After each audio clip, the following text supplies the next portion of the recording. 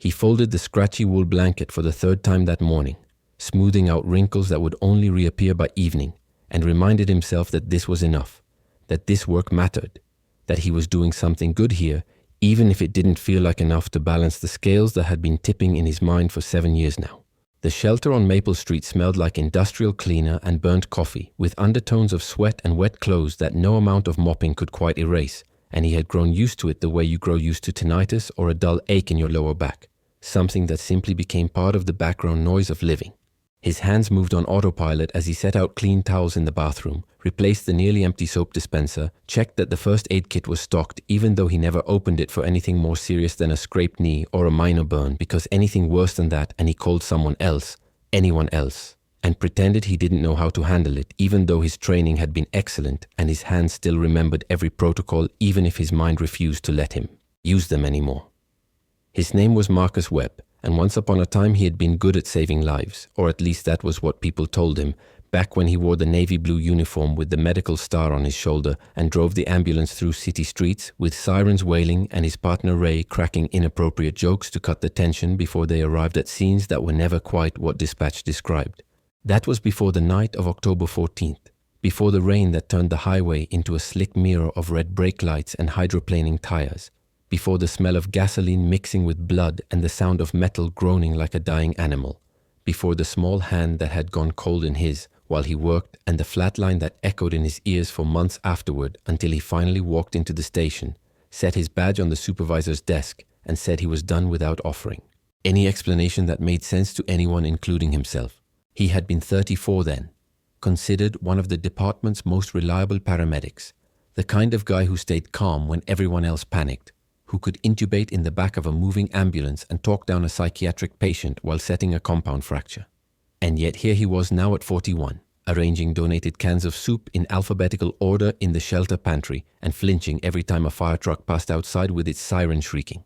The shelter director, a woman named Patricia with steel gray hair and the patience of someone who had spent 30 years working with people at their lowest points, never asked him why he was overqualified for this job or why a former paramedic was avoiding any medical emergency more serious than a paper cut. She just handed him tasks, thanked him for showing up on time every day, and occasionally left coffee on his desk with a note that said things like "You're doing good work here," or "Glad you're on the team" in her careful handwriting. He slept in the staff room some nights when he couldn't face going back to his studio apartment with its 2 quiet walls and the stack of unopened mail that included periodic newsletters from the Paramedics Association inviting him to reunions he would never attend. The cot in the staff room had a thin mattress that hurt his back, but it also had the comfort of other people nearby, the sound of footsteps in the hallway, conversations in the common room, proof that he wasn't completely alone even if he felt that way most of the time. On Tuesdays and Thursdays, he helped serve dinner, ladling out portions of donated stew or pasta while the residents filed past with their trays, most of them avoiding eye contact, some of them chatting with the ease of people who had been coming here long enough to know the routines and the staff. There was old Joe, who always asked for extra bread and told the same story about his days in the Merchant Marines, and Carmen, who had 3 kids in foster care and cried quietly every time someone mentioned family, and the handful of teenagers who showed up sporadically, some of them runaways, and some of them aging out of the system with nowhere else to go, and that particular hollow look in their eyes that spoke of too much disappointment packed into too few years. Marcus tried not to pay too much attention to the teenagers because they reminded him of things he couldn't afford to remember, but it was impossible to ignore them entirely when one of them was having a panic attack in the hallway, or when Patricia asked him to have a word with a kid who was getting aggressive with the other residents. He had been working at the shelter for almost 2 years when the new volunteer arrived in early September, a teenager who looked about 17 or 18 with dark hair that fell across their forehead and a collection of thin white scars running down one arm that they didn't bother to hide, even though most people would have worn long sleeves to cover them. The intake form listed their name as Jordan Ellis, and they had signed up to help with meal prep and cleaning duties 3 times a week as part of some community service requirement or court mandate. Marcus wasn't sure which and didn't ask because everyone who came through the shelter doors deserved a measure of privacy about how they had ended up here. Jordan was quiet at first, the kind of quiet that felt deliberate rather than shy, like someone who had learned that speaking up often led to disappointment or worse, and they moved through the kitchen with an efficiency that suggested they had spent time in institutional settings where you learn to work fast and keep your head down. Marcus noticed Jordan because it was his job to notice people, to catch the small signs of distress or need before they escalated into crisis, even though he no longer had the title or the uniform that once gave him the authority to intervene. He noticed the way Jordan's hands shook slightly when holding the knife to chop vegetables, not from fear but from something else, maybe old pain or nerve damage.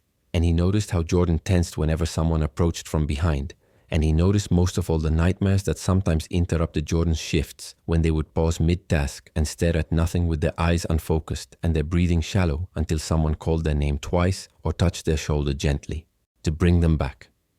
Patricia had pulled Marcus aside after Jordan's first week and said in her quiet way that the kid had been through some things, that there was trauma in their file that she couldn't discuss but that the staff should be aware of, and Marcus had nodded and added Jordan to his mental list of people to keep an eye on without being obvious about it. The autumn rain started in late September, turning the streets into rivers of brown water that overflowed the storm drains and sent the shelter residents hurrying inside with soaked jackets and squelching shoes, and Marcus found himself staring out the windows more than usual, watching the rain streak down the glass and feeling an old familiar tightness in his chest that he couldn't quite breathe through. He knew what date was coming, knew it the way you know a chronic illness is about to flare up, could feel it approaching like a storm front even before he checked the calendar and confirmed that yes, October 14th was only 2 weeks away, and then 1 week, and then 3 days, and he moved through his routines with his jaw clenched and his hands steadier than they had any right to be given the chaos roiling inside his skull. The flashbacks had gotten better over the years, less frequent and less intense, but they never disappeared entirely and they always got worse in October. He would be standing at the sink washing dishes and suddenly he was back in the ambulance bay 7 years ago, pulling on latex gloves that smelled like powder and antiseptic, while Ray checked the equipment and dispatch crackled over the radio with details about a multi-vehicle accident on the interstate with possible pediatric trauma and heavy rain reducing visibility to almost nothing. He would be folding laundry and his hands would remember the texture of blood-soaked fabric, the way it stuck to skin and turned cold so quickly, and how he had tried to cut away a child's shirt to assess their injuries while the fire department worked to pry open the crushed driver's side door of the sedan that had been hit by a pickup truck going too fast for the conditions. The memories came in fragments, never the full sequence, just jagged pieces that sliced at him when he least expected it. The sound of the hydraulic spreaders screeching through metal, the chemical smell of deployed airbags mixing with gasoline that was leaking from somewhere and making everyone nervous about sparks, the way the rain had soaked through his uniform within minutes of arriving on scene, the small face visible through the shattered back window of the car, so pale it looked grey in, the emergency lights, eyes half open but not focusing on anything. He remembered shouting at Ray to get the pediatric kit, remembered finally getting the back door open and climbing into the wreckage even though the car was unstable and the captain was yelling at him to wait for them to shore it up, remembered his hands finding the child's neck to check for a pulse and feeling one, thready and fast but there, and remembered saying, stay with me, you're not alone, I've got you, over and over like a prayer while he tried to assess the extent of the injuries in the dim light with rain pouring through the broken windows. There had been blood, so much blood, and he couldn't tell at first where it was all coming from because head wounds bleed like crazy even when they're superficial. But this was more than that. This was internal bleeding and possible spinal damage and a pneumothorax that he was almost certain of from the way the child's breathing sounded wrong, too shallow and too fast. And he had called for the helicopter because the nearest trauma center was 40 minutes by road, and this kid didn't have 40 minutes. The detail that haunted him most, the one that woke him up at 3 a.m. with his heart racing, was the moment when he had been setting up the IV line and the child's eyes had found his face for just a second, really focused on him with a clarity that was startling given the extent of their injuries, and their lips had moved like they were trying to say something, but no sound came out except a wet gurgling that meant blood in the airway. He had kept talking, kept his voice steady even though his hands were shaking, had promised that he wasn't going to leave, that help was coming, that they just needed to hold on a little longer. And then the child's eyes had rolled back and their pulse had disappeared under his fingers, and he had started CPR right there in the wreckage while Ray scrambled to set up the defibrillator and the firefighters finally got the roof cut away to give them more room to work. The helicopter had arrived and they had moved the child onto the backboard and into the aircraft with Marcus riding along because protocol said he couldn't stop compressions until the hospital team took over, and he remembered the flight medic taking over the CPR while he did the bagging, forcing air into lungs that didn't want to inflate properly, and the way the helicopter banked hard over the city lights while alarms beeped steadily to mark the absence of a heartbeat. They had gotten it back once briefly, a weak pulse that fluttered and then vanished again, And then they were landing on the hospital roof and rushing through doors that opened automatically and into the harsh fluorescent light of the trauma bay where a team was waiting to take over, and someone had pulled Marcus aside, told him good work, told him to go clean up and file his report, and he had stood in the hallway outside the trauma room with blood on his uniform and his hands still trembling from the adrenaline crash, waiting for news that he somehow knew wasn't going to be good. Except the news hadn't come. Not that night, because the hospital staff was still working and Marcus had been sent back to his station to finish his shift, and he had ridden in the ambulance with Ray, who had talked about the Mariners game and the weather forecast and anything except what had just happened, because that was how they coped. You didn't process it right away, you shoved it down and kept moving because there would be other calls and other people who needed help and you couldn't fall apart in the middle of your shift. But Marcus couldn't shove it down. Not this time. Because when he closed his eyes, he saw that child's face and felt the absence of a heartbeat under his fingers and heard his own voice promising, "You're not alone." Even though in the end the kid had been alone, had coded in the helicopter and maybe again in the hospital, and Marcus had left without knowing if they survived or not, because he couldn't bring himself to call the hospital and ask, couldn't face hearing that they had died despite everything he had tried to do. He had gone back to work the next day and the day after that, had run calls and saved lives and done his job with the same competence he always had. But something had broken inside him that wouldn't heal. Ray had noticed, and their supervisor had noticed, and even some of the ER nurses had commented that Marcus seemed off, seemed quieter than usual, and he had brushed off their concerns and said he was fine, just tired, just dealing with some personal stuff.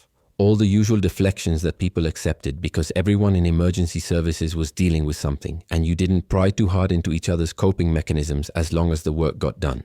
But the work had stopped feeling like enough, had started feeling like an exercise in futility, like plugging holes in a dam that was going to break no matter what he did. And when he woke up one morning 3 months after the accident and realized he couldn't remember why he had wanted to be a paramedic in the first place, couldn't access that sense of purpose that had sustained him through years of trauma and grief and impossible choices, he knew he was done. Quitting had been easier than he expected, at least logistically, because the department had a high burnout rate, and they were used to people walking away after they hit their limit. His supervisor had tried to talk him into taking a leave of absence instead, had suggested therapy and medication and a rotation to a less demanding district. But Marcus had shaken his head and said he was sure, and that had been that. The hard part had come afterward, in the weeks and months of trying to figure out who he was without the job that had defined him for more than a decade, without the routine and the purpose and the identity of being someone who ran toward emergencies instead of away from them. He had tried a few things, retail work and security, and even a brief stint as a courier. But nothing had felt right. Nothing had filled the space that the job had occupied, until he had walked past the shelter on Maple Street one afternoon and seen a help wanted sign in the window and thought, maybe this. Maybe something where he could still help people, but in quieter ways that didn't require him to hold someone's life in his hands while the clock ticked down. Jordan had been at the shelter for about a month when the incident happened that changed everything, though Marcus didn't recognize it as a turning point at the time, thought it was just another difficult day in a job full of them. It was a Thursday evening in early October, and Jordan had been washing dishes after dinner when someone dropped a metal tray behind them. The clatter loud enough to make half the room jump, and Jordan had reacted with a violence that seemed out of proportion to the sound, had whirled around with their fists raised and their face drained of color, and their breathing coming in sharp gasps that Marcus recognized immediately as the onset of a panic attack. He had moved toward Jordan without thinking, his training kicking in despite his best efforts to keep it buried, and he had used that voice he remembered from 1,000 emergency scenes, calm and low and steady, saying, "Jordan, look at me, you're okay, you're safe, just breathe with me," while he positioned himself where Jordan could see him clearly without feeling cornered. It had taken 10 minutes to talk Jordan down, to get their breathing back to something approaching normal, to convince them that they weren't in danger and that the tray falling had been an accident and that nobody was angry or upset with them. Marcus had walked Jordan outside to the small courtyard behind the shelter where the air was cooler and the sounds of the kitchen were muffled by the brick walls, and they had sat on the bench under the single bare bulb that lit the space. And Jordan had eventually said in a voice scraped raw with embarrassment, "Sorry, I don't know why I freaked out like that. Loud noises sometimes just get to me and I can't control it. It's like my body thinks I'm back in the accident even though I know I'm not." The words came out rushed and defensive, like Jordan was bracing for judgment or mockery. But Marcus just nodded and said, "Trauma does that, makes your nervous system hypersensitive to anything that reminds you of the event. It's not your fault and you don't need to apologize for having a normal response to something abnormal that happened to you." Jordan had looked at him then, really looked at him and asked, How do you know about that stuff, about trauma responses? And Marcus had hesitated, caught between his instinct to deflect and a strange compulsion to be honest with this teenager who was staring at him with something like desperate hope in their eyes. And he had finally said, I used to be a paramedic, saw a lot of people dealing with the aftermath of bad situations, learned some things about how the mind and body try to process that kind of damage. He had expected Jordan to ask why he wasn't a paramedic anymore, had prepared himself for the question and the evasive answer he would give. But Jordan had just nodded slowly and said, Must have been hard seeing people at their worst moments like that. I bet you saw things that stayed with you. And there had been something in their tone that suggested they understood, that they weren't just making conversation but speaking from their own experience of being unable to forget. They had sat in silence for a while after that, both of them staring at the cracked concrete under their feet, and then Jordan had said quietly, almost too quietly for Marcus to hear, I was in a car accident when I was 10. Don't remember most of it except bits and pieces, but I remember someone holding my hand and telling me to stay with them, telling me I wasn't alone, and I held onto that voice like it was a rope pulling me back from somewhere dark I was falling into. Marcus had felt his chest constrict, felt the air go thin in his lungs, because he knew what Jordan was going to say before they said it, could feel the weight of coincidence or fate or whatever you wanted to call it pressing down on him like a physical force. Jordan had continued, their voice distant like they were narrating someone else's story. I woke up in the hospital 3 days later and nobody could tell me who the paramedic was who stayed with me in the helicopter. And after a while I stopped asking because it didn't really matter. They had done their job and moved on to the next emergency. But I never forgot that voice, never forgot the feeling of someone fighting for me even when I couldn't fight for myself. Marcus had wanted to say something, anything, but his throat had closed up and his hands had started shaking, and all he could do was sit there and stare at the scars on Jordan's arm that he now understood were from the accident, from glass and metal and the violence of impact. Jordan had noticed his silence, had glanced over and asked, You okay? And Marcus had forced himself to nod, even though he was very much not okay, was in fact feeling like the world had tilted sideways and he couldn't find his balance. He had managed to say, That must have been terrifying, I'm glad you survived. And his voice had come out rough but steady enough, and Jordan had shrugged and said, Yeah, me too, even though it wasn't easy afterward. Spent years in and out of hospitals for surgeries and physical therapy, got bounced around foster homes because my parents died in the crash and I didn't have any other family willing to take me. But I'm still here, so I guess that counts for something. The revelation that Jordan's parents had died in the accident hit Marcus like a physical blow, because he hadn't known that. Hadn't called the hospital to get follow-up, hadn't wanted to know the outcome because he had been so convinced that he had failed, that the child had died despite his efforts. But here was Jordan, alive and breathing and sitting next to him in the October evening air, proof that he hadn't failed after all, or at least not in the way he had believed for 7 years. He had wanted to tell Jordan right then, wanted to say, I was there, I was the one in the helicopter, I was the voice you remember. But the words wouldn't come because he didn't know how to say them without it sounding like he was asking for gratitude or absolution, and he wasn't sure he deserved either. So instead he had said, You've survived more than most people could handle. You should be proud of that. And Jordan had looked at him with an expression he couldn't quite read and said, Thanks. Not a lot of people see it that way. Most just see the mess I've become because of it. They had gone back inside after that. Back to the routine of the shelter with its noise and movement and the constant low-level crisis management that filled Marcus's days. But something had shifted. Some invisible line had been crossed, and Marcus found himself watching Jordan more carefully, noticing things he had overlooked before. He noticed the way Jordan moved with a slight limp on their left side, probably from the injuries that had required multiple surgeries, and he noticed how they avoided sitting with their back to open spaces, always choosing seats where they could see the exits and monitor who was coming and going.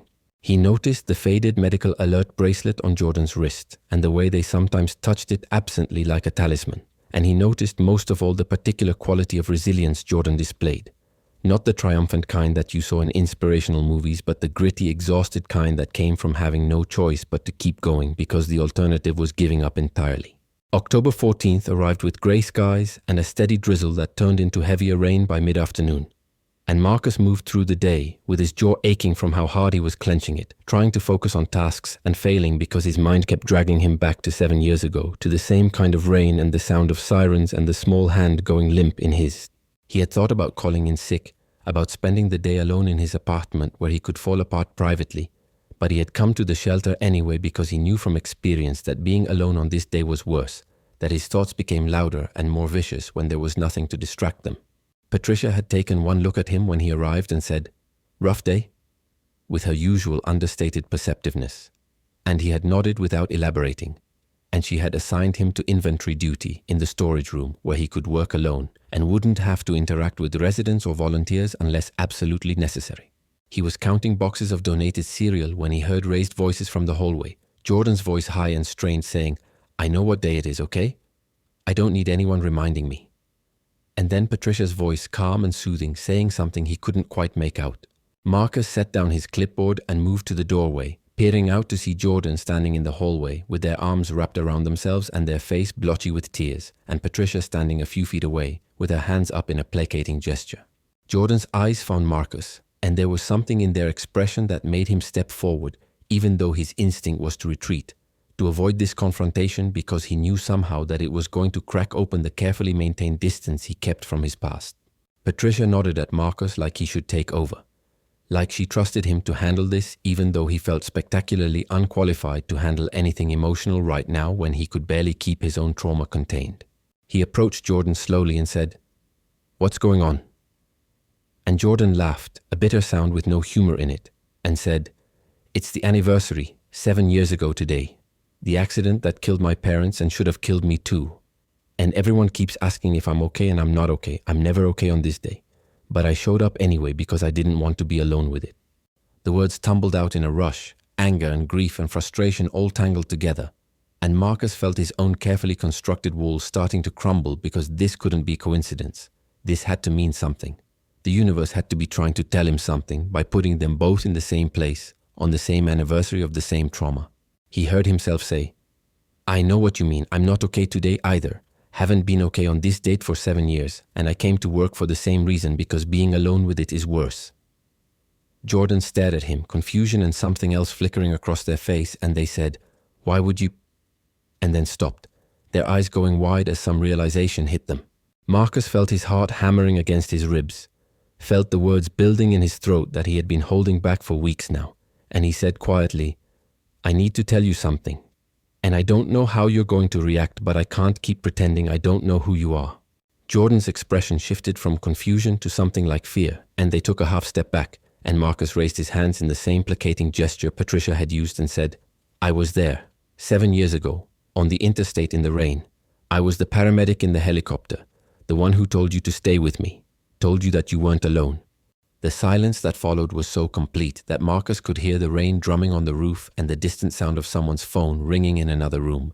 And Jordan just stared at him with their mouths slightly open and their face cycling through a dozen expressions too quickly for Marcus to track.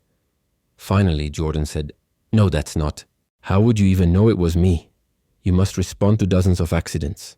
And their voice was shaking, caught between wanting to believe and being terrified of believing. Marcus said, "You told me about the accident, about being 10 years old, about someone holding your hand and promising you weren't alone. And I've known since that conversation a few weeks ago, but I didn't know how to tell you, didn't know if I had the right to tell you because I quit afterward. I walked away from the job because I thought I'd failed you, thought you had died despite everything I tried to do." Jordan's legs seemed to give out, and they sat down hard on the floor right there in the hallway, their back against the wall and their hands shaking as they pressed them to their face. Marcus crouched down a few feet away, giving them space but staying close enough that they knew he wasn't leaving, and he waited while Jordan processed what he had just told them. When Jordan finally looked up, their eyes were red and streaming with tears, and they said, "I didn't die. I'm right here. I survived because of you, because you kept me tethered to the world when I was slipping away from it, and you quit? You walked away because you thought you failed?" The incredulity in their voice was sharp, almost accusatory, and Marcus felt the full weight of his guilt settling over him like a familiar coat he had worn for so long he forgot it wasn't part of his skin. He said, "I lost your pulse, couldn't get it back for what felt like forever. And when you coded again in the helicopter, I thought that was it. Thought I had run out of time and miracles, and I couldn't handle not knowing if you made it. Couldn't face calling the hospital to find out because I was so sure the answer would destroy me." His voice cracked on the last words, and he had to stop and breathe before he could continue. "I know it sounds cowardly, and it was. I was a coward who couldn't handle the weight of that particular failure. And so I walked away from a job I loved and patients who needed me because I couldn't forgive myself for what I thought I had done to you." Jordan was crying openly now, not bothering to wipe their face, and they said, "You didn't fail me. You saved my life. You're the reason I'm sitting here right now instead of buried next to my parents, and you've been carrying this guilt for 7 years for no reason, torturing yourself over a failure that never happened." Marcus felt something crack open in his chest, felt 7 years of grief and guilt start to pour out through the fissure, and he said, "I didn't know. I should have checked, should have followed up, but I couldn't. I just couldn't." And his voice broke entirely on the last word. And then he was crying too, sitting on the floor in the hallway of the shelter where anyone could walk by and see them both falling apart. And he didn't care because the dam had finally broken and there was no stopping it now. Jordan moved closer, scooting across the floor until they were next to him. And they did something Marcus hadn't expected, something that nearly undid him completely. They took his hand the same way he had held theirs in the wreckage 7 years ago, and they squeezed it and said, "You told me I wasn't alone, and I'm telling you the same thing now. You're not alone with this anymore. We survived it together, and we can heal from it together if you let us." They sat like that for a long time, both of them crying quietly while the rain continued outside and the shelter went about its business around them. And eventually Patricia came back and found them and didn't ask questions, just brought them both water and tissues and told them to take as much time as they needed. When Marcus could finally speak again, his voice hoarse and his eyes burning, he said to Jordan, "Tell me what you remember. Tell me everything. I need to hear it from you." Jordan nodded and started talking, their voice soft and hesitant at first, but growing stronger as they went on. They remembered the rain and the sound of impact, remembered their mother screaming and then going silent, remembered pain everywhere and being unable to move or breathe properly, remembered emergency lights flashing through the broken windows in colors that hurt to look at. They remembered someone climbing into the car through the back door, remembered gentle hands touching their face and neck, remembered a voice that was calm even though everything else was chaos, remembered being told to stay, to breathe, to hold on just a little longer. "You kept talking to me," Jordan said, "kept telling me what you were doing, that you were checking my injuries, that help was coming, that I was going to be okay, and even though I was so scared I couldn't think straight, your voice was like an anchor keeping me from drifting away completely." They remembered being moved, the pain of it making them cry out even though they couldn't make much sound because their lungs weren't working right, remembered the helicopter and the noise of it, remembered the feeling of flying, which should have been amazing but instead was terrifying because they thought they were dying and didn't want to die in the air. "You held my hand the whole time," Jordan said, looking at Marcus with an intensity that made him have to look away. "Even when you were doing CPR, even when things got really bad and I could feel myself slipping, you made sure someone was holding my hand, and that mattered more than you know. That made all the difference between giving up and fighting." They described waking up in the hospital 3 days later, confused and in pain, with machines beeping around them and a nurse explaining gently that they had been in an accident, that their parents hadn't survived, that they had been very lucky to be alive.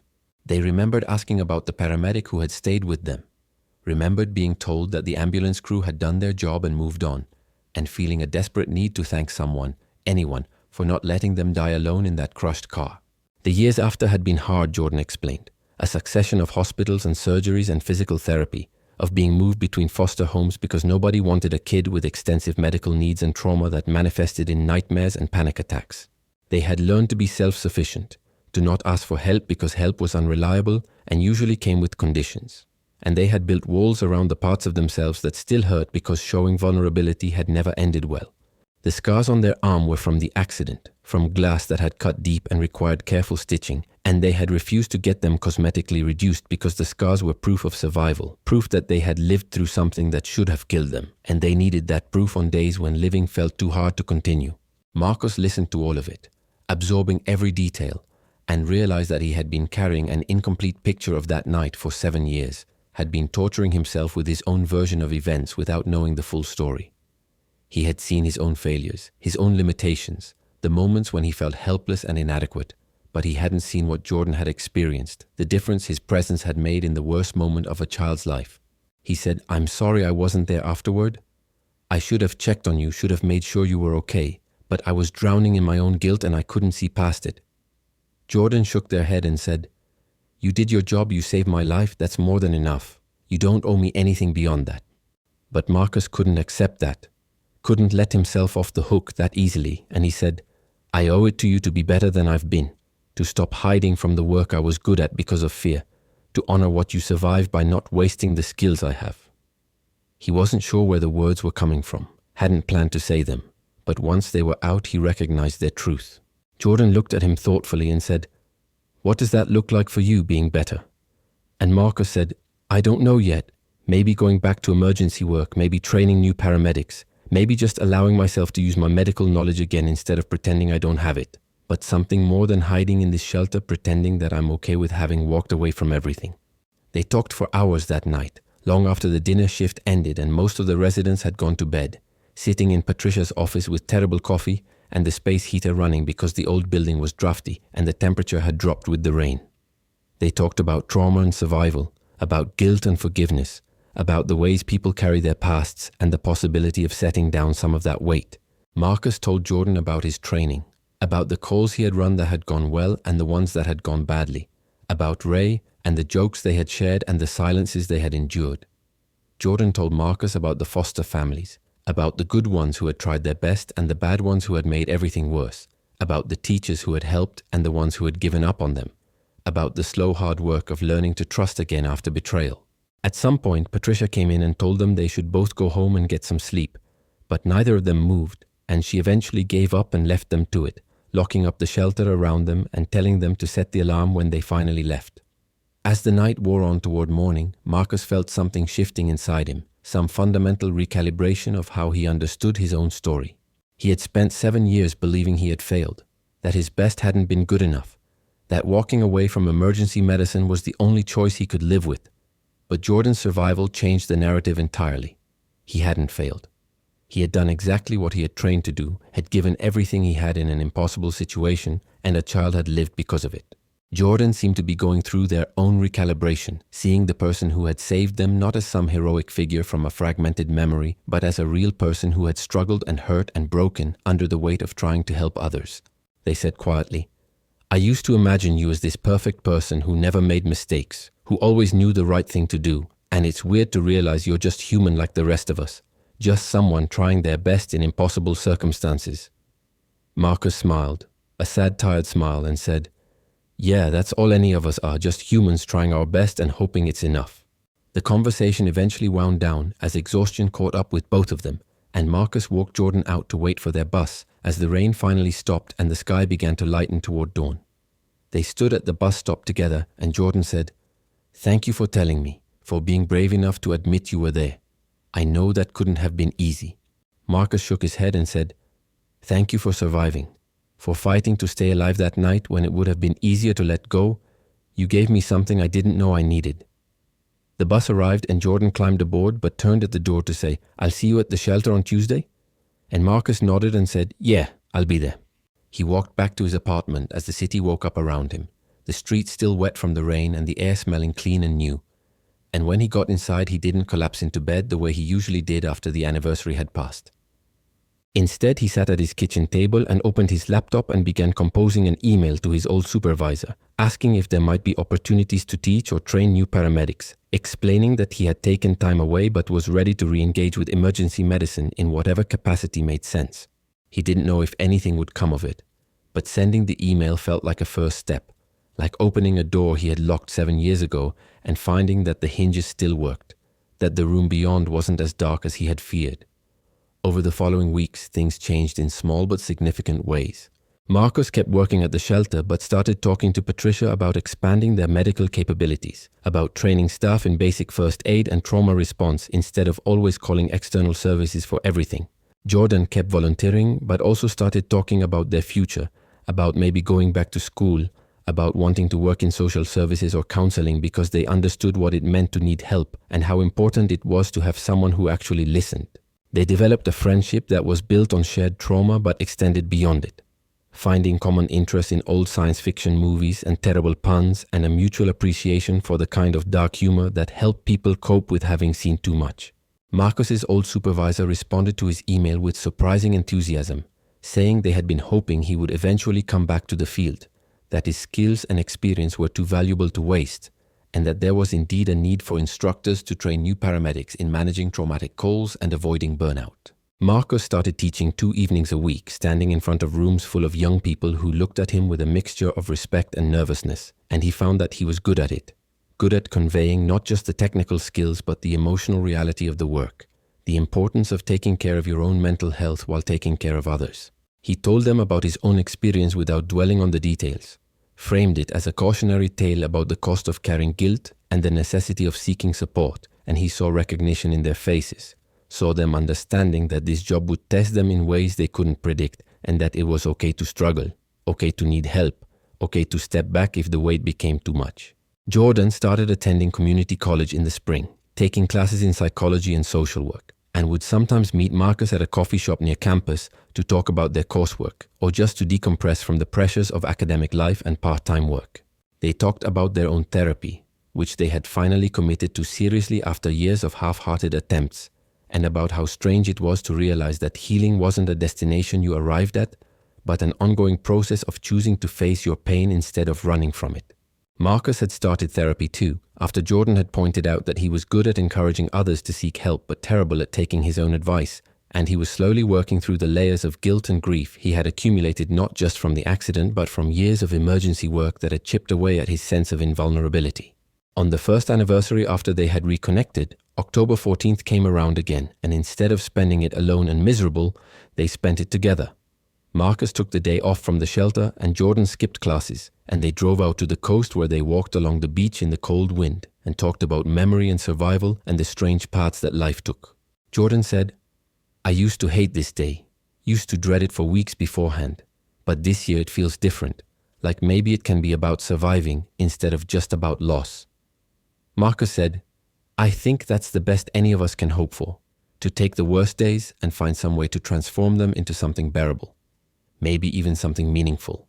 They built a small cairn of stones on the beach, a memorial of sorts for what they had both survived and what they had both lost. And when they walked away from it, Marcus felt lighter than he had in years, felt like he had finally set down a burden he had been carrying for so long he had forgotten it wasn't part of his natural weight. Jordan looked at him as they got back to the car and said, "You know you saved my life twice, right? Once 7 years ago in the rain, and once a few months ago when you told me the truth instead of keeping it hidden." Marcus shook his head and said, "I think maybe you saved mine too. Gave me a reason to forgive myself and remember why I wanted to do this work in the first place." The months that followed brought more changes, more healing, more forward movement.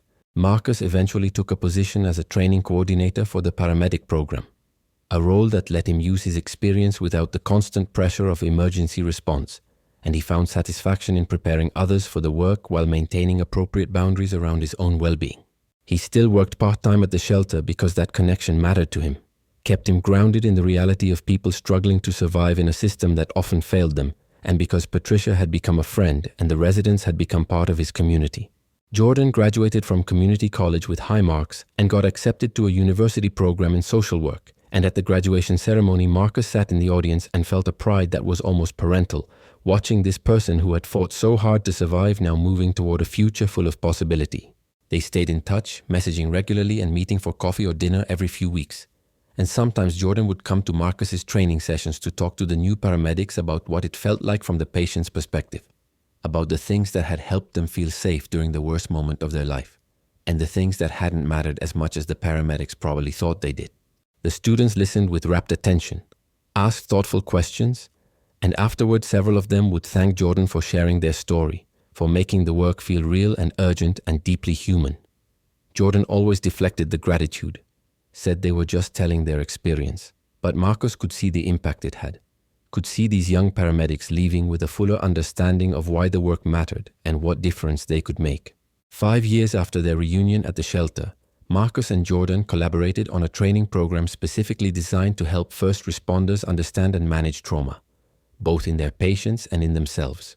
They secured grant funding to pilot the program in several cities, brought in therapists and survivors and experienced emergency workers to develop a curriculum that was comprehensive and compassionate, and watched as participants reported feeling better equipped to handle the emotional demands of their jobs.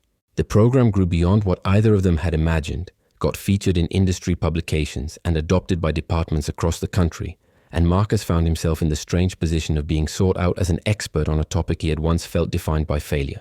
During a conference where they were presenting their work, a young paramedic approached Marcus during a break and said, "I was about to quit, had decided that I couldn't handle one more traumatic call without falling apart. But your session made me realize that struggling doesn't mean failing, that I can get help and stay in this work if I want to. Marcus felt his throat tighten, remembered being on the edge of that same decision years ago, and said, "The work needs people like you. People who care enough to struggle with it. Just promise me you'll take care of yourself as much as you take care of your patients."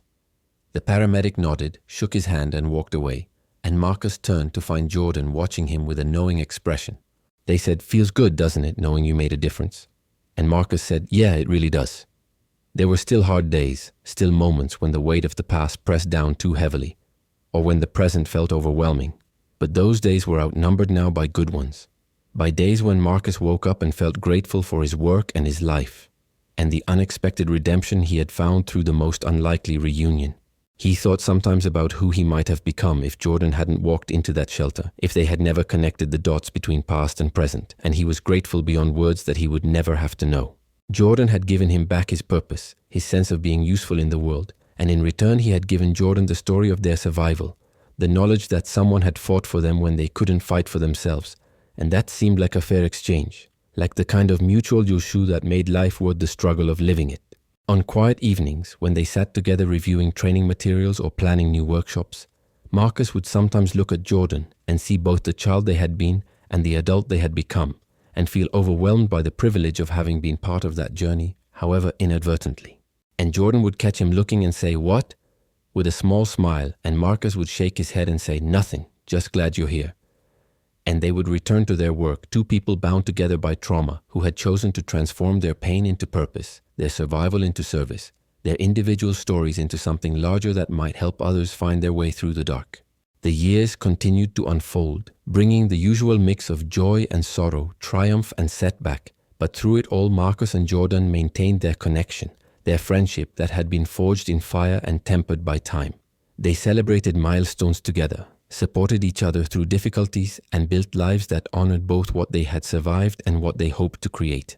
And on every October 14th, they made time to sit together, whether on that same beach or in a quiet cafe, or sometimes just on the phone if distance separated them, and they reminded each other that survival was worth celebrating, that healing was possible even from the deepest wounds, that sometimes the people who save you are the ones who need saving too, and that the strongest bonds are often formed in the moments when everything seems most broken.